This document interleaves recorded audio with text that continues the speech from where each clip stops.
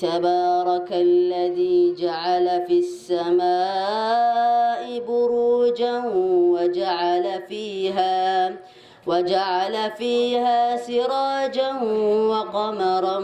منيرا وهو الذي جعل الليل والنهار خلفة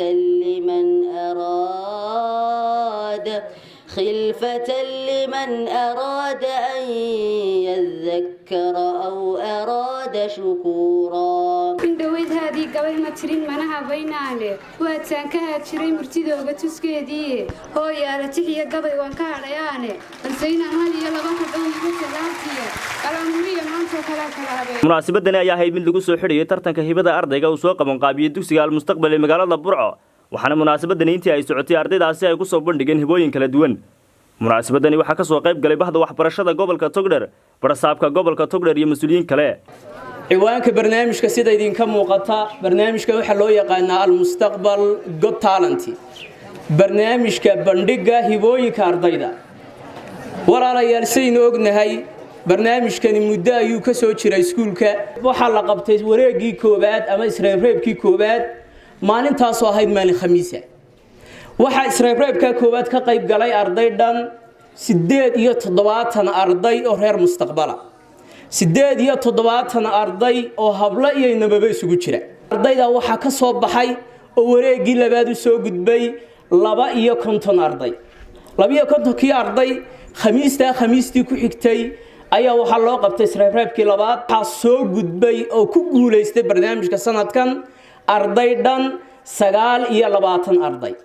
intii kale way nasiibku u saamixi waayay inay soo gaaraan finalka iyo halkii u dambeysay insha Allah taala waad arki doontaan bandhigyadoodii oo waxa weeye idin sharaxi doonaan halka inaga muuqdaana waa iskuulkeeni oo primary secretary baa isku jira oo aan ka dhinin hal wax geedii buu leeyahay suuriyaashii buu leeyahay dabaqeeni buu leeyahay all of them buu leeyahay. Today I am here to share my views about the value of time. Before starting my speech, we should all know what is time, first of all. Second of all, we should all know the importance of time.